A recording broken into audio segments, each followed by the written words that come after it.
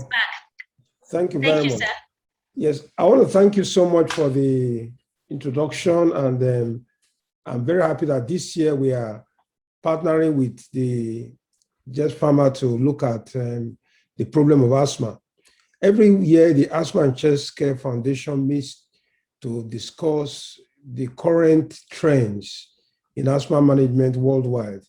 And also, not only the Asthma and Chest Care Foundation, our unit in Obafemi University Respiratory Unit also meet to organize various asthma programs, and some of all our physicians are involved in this program. Today, we'll be looking at asthma, the paradigm shift. And the first thing I want us to recognize is that there's a group of people that meet all over the world, once a year, to review what is current in asthma around the world. And currently, we are in GINA, they call them the GINA group that meets every year. And in the year 2021, they reviewed asthma management and the current trend. Now let's look at the definition of asthma. Now the definition for asthma hasn't changed much. It has been defined as a heterogeneous disease, usually characterized by chronic airway inflammation. Now, the important thing in this definition is that it is not just one single disease, it is heterogeneous. And the basic pathology is airway inflammation. Now, the expression of this airway inflammation is the respiratory symptoms which the patient experiences, which include wheeze, shortness of breath, chest tightness, and cough. And this gives us the pathology of airflow limitations. But the most important thing is that these airflow limitations can become very persistent.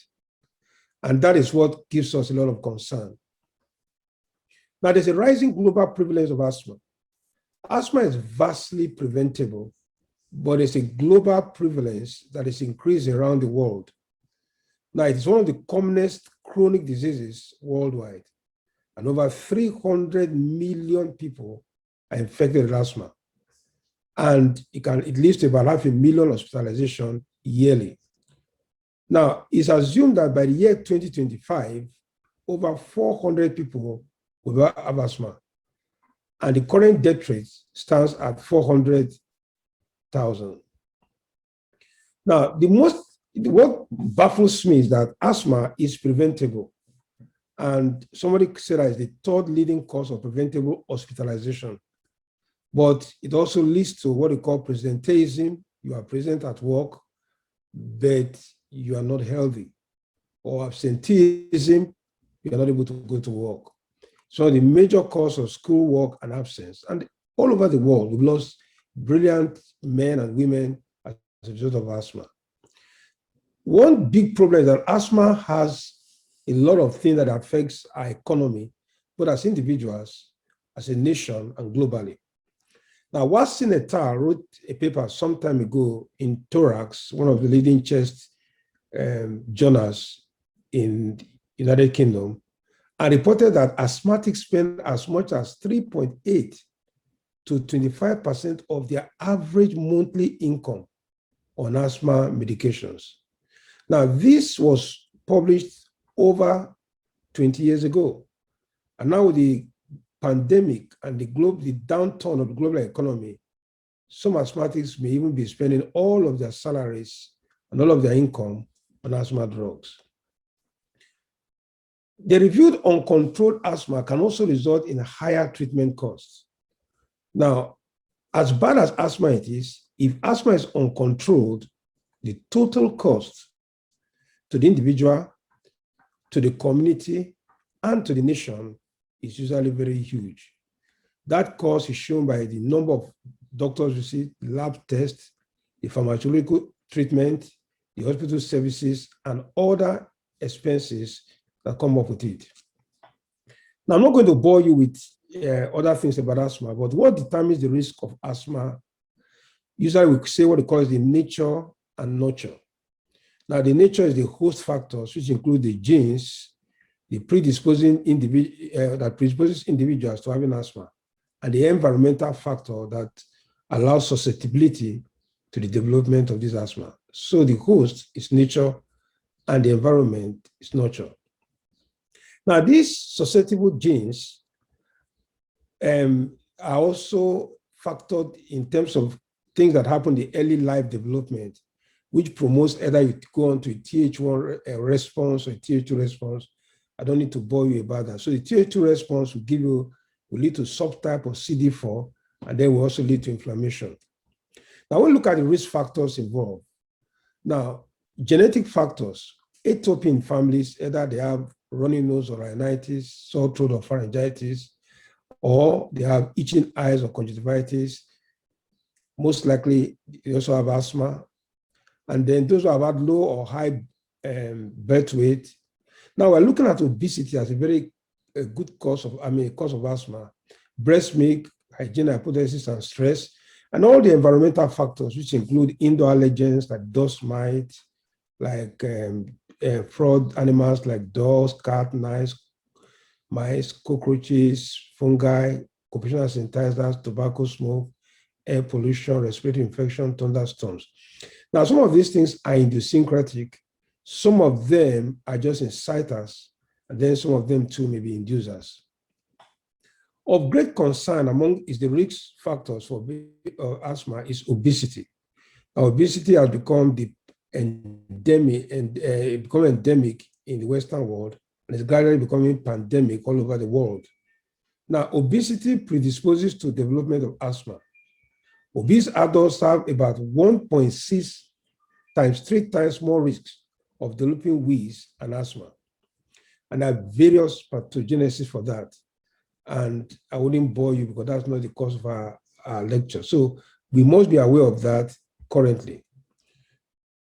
Apart from the mechanical issue of obesity that impairs the lung function, there's also an increase in airway hyperresponsiveness, increase in exercise-induced bronchospasm, and also it worsens asthma. And they're likely to have what they call sleep apnea and gastroesophageal reflux disease.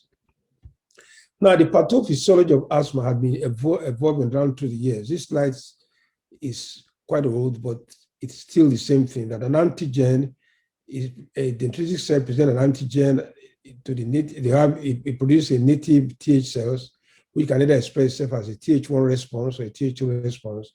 And then there are all kinds of mediators that are released.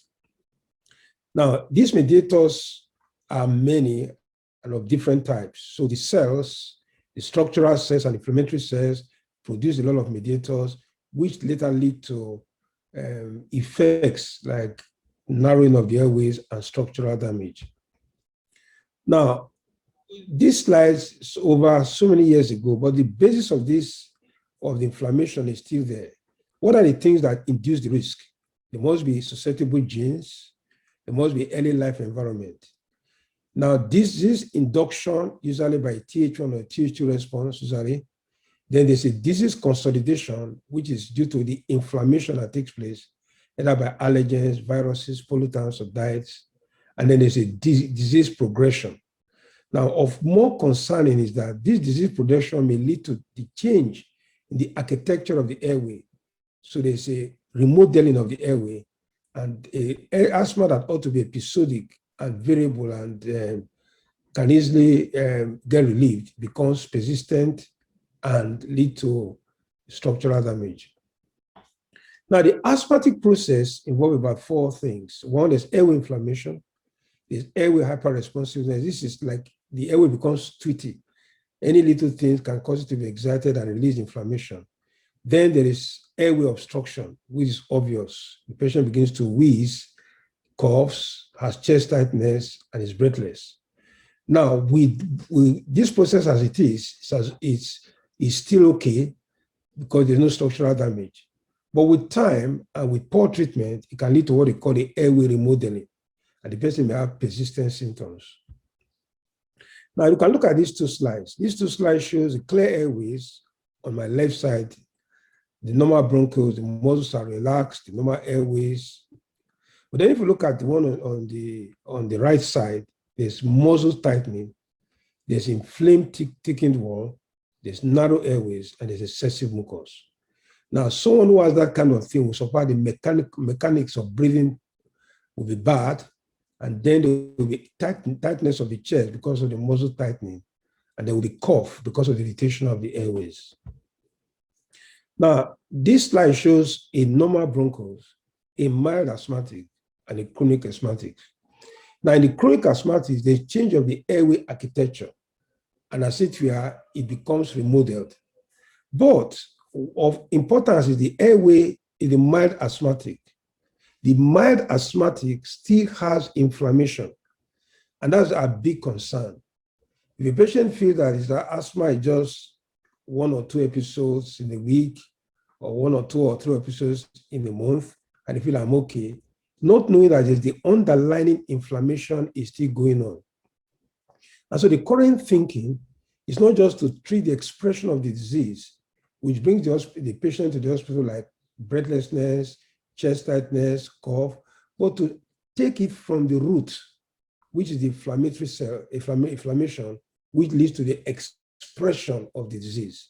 That is, hit it at the target rather than looking at it at the effect. Now, when it comes to remodeling of the airways, there's what they call the physiological remodeling. Now, the physiological remodeling happens when there's an injury or mild inflammation and the airway seems to have been remodeled. But this can easily be restored without any problem. But the pathological remodeling leads to chronic injury and inflammation. And so there's altered airway wall structures and function. How do we diagnose asthma? Now, simple put, again, this is not the scope of this lecture, but basically we look at the history of the condition of the patient, the pattern of his symptoms, then we examine them. Then we do what they call measures of lung functions and also measures of airway hyperresponsiveness. We can also try and check for their allergic status by doing some tests, and we can also do a nitrous oxide exhalation test. And in some very rare cases, we may do a bronchoscopy, take a tube round to the lung to look at the basement membrane. Now, the cardinal symptoms of asthma are simple wheeze, which is a whistling sound, and that is due to the narrowing of the airways. Then there's shortness of breath, then there's chest tightness. Now, the word here is chest tightness and not chest pain. Then there is cough, and this cough, usually non-productive initially, will later produce of whitish sputum, and rarely it can be purulent if there's an associated infection. Then there's also nighttime increase in symptoms, what they call nocturnal attack.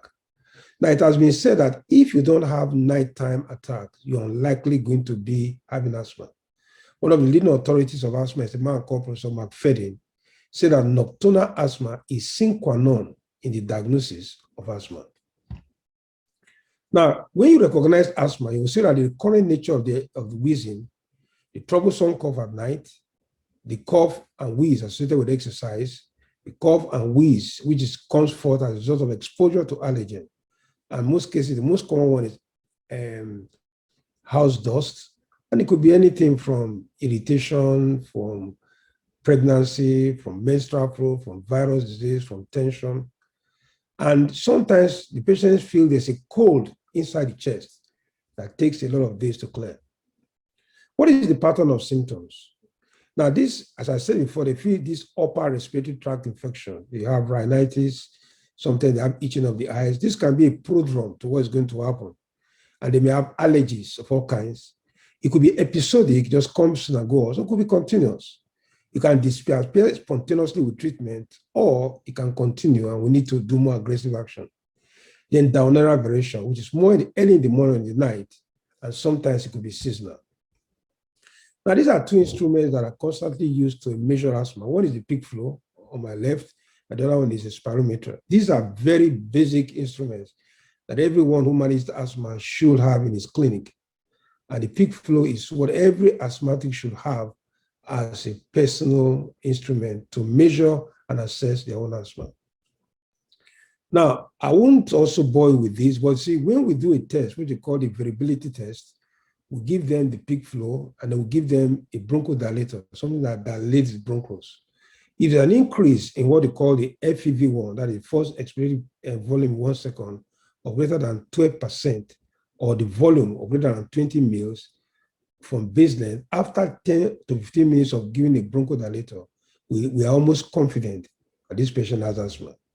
Or if we do their peak flow and there's a variability, that is the changes of greater than 10%, it's most likely going to have asthma. Or give them an anti-inflammatory agent and then take it over 4 weeks. And there's also an increase of 20% or greater than 200 mils. Your doctors or your physicians or your asthma specialist could be able to tell you and interpret his results.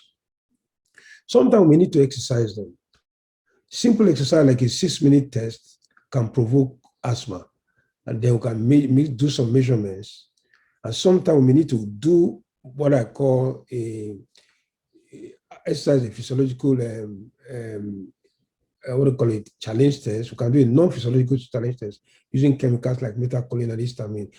More than likely, we don't need to go as far as that situation. We can easily get that by simple exercise test and peak flow meter. Now, what are the asthma clues here? You must know the history, the pattern of disease, then the physical examination. It could be normal when you listen to them, or they can have evidence of chronic hyperinflation, which is due to poor control of the asthma. They could have evidence of allergies, nasal polyps, eczema. Then you could also do the lung function test. Now, of interest is the fact that they are precipitating factors. Some of them are, some asthmatics that can almost be point to exactly what triggers of the asthma, but some may not be able to know. Some of them could be occupational inciters, some of them could be pets, could be drugs, and so on. And some of the things I've mentioned. We may need to do skin tests and do a nitrous oxide sedation test and so on. But I want also to realize that there are comorbidities. What do we mean by comorbidities? We mean that there are other diseases that are associated with asthma. Smoking is a high risk for asthma, COPD or chronic obstructive airway disease, allergies, obesity, sinus, or gastroesophageal reflux disease. Now, how do we manage? And that's how I'm gradually coming to the, the paradigm shift. Now, there are 3 simple ways we look at management. First of all, we want to prevent exacerbation, that is, flaring up of the asthma. The asthma is there, I don't think it goes up. 2, we want to relieve the symptoms. Now, in relieving the symptoms, that will not just be our target, because the symptoms itself is an expression of the inflammation. And so our goal is to take care of the inflammation, and then the symptoms will be relieved. Now, previously, people were focusing on the symptoms, which is breathlessness. And they say, well, let us expand the airways. Let us give what looks like a bronchodilator. And that may be an issue. But then, without dealing with the inflammation, which causes the obstruction, we just perpetuate this condition worse. Then improvement of the quality of life. Quality of life has become a tool now we're now using always. And that's what I call the soft measurements. These are measurements that determine how far you are controlling your asthma, whether it's well controlled, you can do your normal walk, you can sleep well, you are not breathless, you don't have symptoms, you can go to school, you can go to work. Now, there has been a fundamental change, a paradigm shift in the way asthma is managed. You see, paradigm has been defined in many ways, and I think there are many simple definitions, but I want to use a very simple definition here. A paradigm shift is a fundamental change in approach or change in the basic concept and experimental practices of a discipline. Or if we look at the Merriam-Webster online dictionary, it says it's an important change that happens when the user way of thinking about or doing something is replaced by a new and different way. Now, previously, when we treat asthma, usually on a mild case, we give them what we call SABA. SABA is what we call a bronchodilator that helps to expand the airways, short-acting bronchodilator or bronchodilator agonist. However, studies have shown that there is ongoing inflammation, even in the mildest asthmatics. And so the thinking is, rather than giving the bronchodilator, I say the patient is okay, is relieved, he goes back to work, our aim is to give a drug or medication that will deal with the inflammation and at the same time have the capacity to deal with the obstruction. Now, the main problem of asthma is the ongoing inflammation, which I said before, in the earliest stages of the disease. Now, I know there are some non-physicians who are watching. Inflammation simply means the flaring up. And in simple terms, a lot of cells begin to release what they call mediators. And these mediators lead to narrowing of the airways, tightening of the muscles, increase of the muscle wall, and then that leads to narrowing of the airways and make the patient breathless. I begin to hear that sound, which is an expression of the narrowing of the airways. Who feels it knows it? About friends, about relations, about family members, about colleagues who have had asthma. And then they will tell you that it's not funny. It's something, it's like a pre-death, and nobody wants to have that. Now, what we find out, or what has been found over the time, and we're not going to go into depth of result, a research, body of research, which is vast on it, is that mild asthmatics, severe exacerbation, that's the flaring up, occurs with a frequency ranging from 0.112 to 0.77 per patient every year. So a mild asthmatic can have a risk of flaring up at least 1 to 2 times per week. And 70% of acute asthma and near fatal asthma comes from mild asthmatics.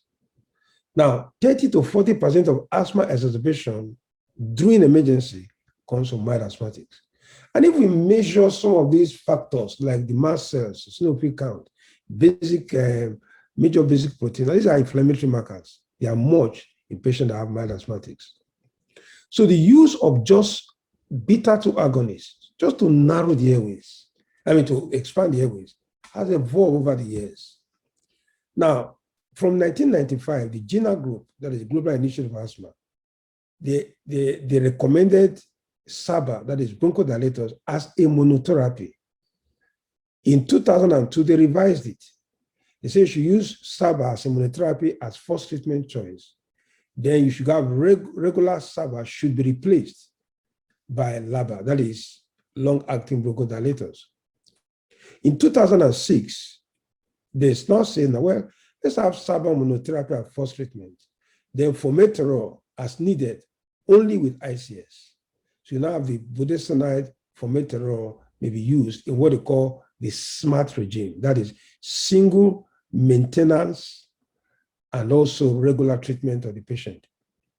Then in 2014, there was a revision with SABA monotherapy as first treatment began to be less fashionable. And people were now suggesting using of budesonide and formoterol in the so-called SMART and MAT combination. The SMART, one single inhaler, contains budesonide and formoterol used as both a reliever and as inflammation. And it can both be combined as a maintenance for asthma too. Then in 2029, there was a big paradigm shift. And people now started saying that SABA monotherapy is no longer recommended. Although in 2021, they made a little shift towards recommending it with a proviso, which my colleague will be talking about later. Now, why do we have to stop making the preferred choice to be just a bronchodilator? Now, there was alarming deaths taking place in England and Wales in spite of treatment. And they found that this number of deaths were due to asthma increased by 25%, reaching the highest number per year in the century. What is causing this increase? One of the problems seems to be the overuse of bronchodilator in monotherapy, that's a single therapy, by patients with mild asthma. Now, the risk of it is this. When you use only SABA or bronchodilators, you do what they call the beta receptor downregulation. Beta receptors are so important towards dilating the airways. And if they are there, they get downregulated. That simple word downregulated is simple. And it can also decrease broncho protection. They can be what they call rebound hyperresponsiveness. And I told you hyperresponsiveness and airway inflammation are bidirectional. Airway inflammation predisposed to hyperresponsiveness. Hyperresponsiveness predisposed to airway inflammation. Then there's also decreased bronchodilator response. There's also increased allergic response. There's also increased markers of inflammation. Now, of more alarming is that if you use 3 canisters per year, that's average of 1.7 pods per day, it's associated with a higher risk of emergency treatment presentation. By the time you use 12 canisters per year, it's associated with higher risks of death. Now, the adverse effect of SABA is so much, and I won't go through them. These adverse effects could vary from metabolic situation or electrolyte situation to even ischemia, to cough, and then to other big factors. So now the treatment is, for those who have early mild diseases, rather than giving them SABA, we now tell them to take ICS formoterol, what you call the SMART and the MAT approach.